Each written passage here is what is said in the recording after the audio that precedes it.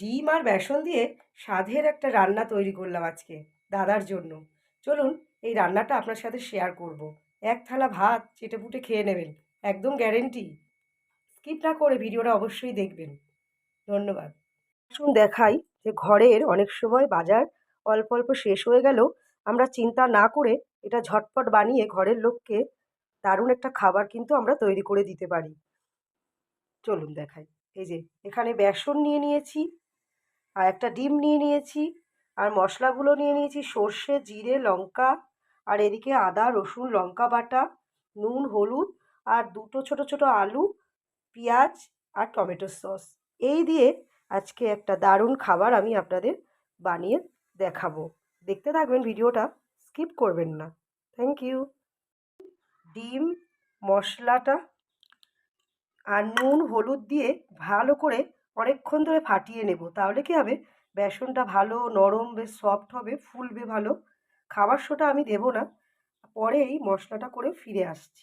জিরে, সর্ষে, লঙ্কা, বেসনের গোলাটাও রেডি করে ফেলেছি, অনেকক্ষণ ধরে ধরে ফাটিয়েছি। আর এই যে মশলাটাও হয়ে গেছে, চলুন দেখাই।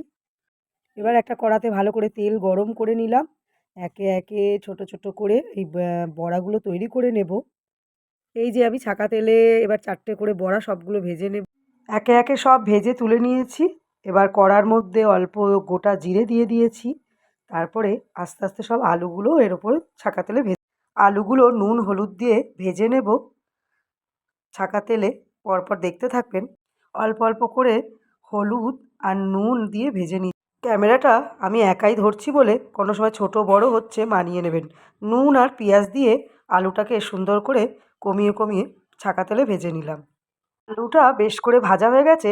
সর্ষে, লঙ্কা, আদা এগুলো যে মশলাগুলো ঢেলে দিলাম। ঢেলে কিছুক্ষণ, আর সর্ষে আছে বলে বেশিক্ষণ ভাজবো না, তিতো হয়ে যাবে। আর ওপর থেকে খানিকটা সস দিয়ে দিলাম। দেখুন আমার কষাটা রেডি হয়ে গেছে। এবার ওপর থেকে মশলার জল, আরও খানিকটা জল দেবো, যেগুলো বড়াটাকে হালকা ভেতরে ঝোলটা ঢুকে ফুলিয়ে দেবে।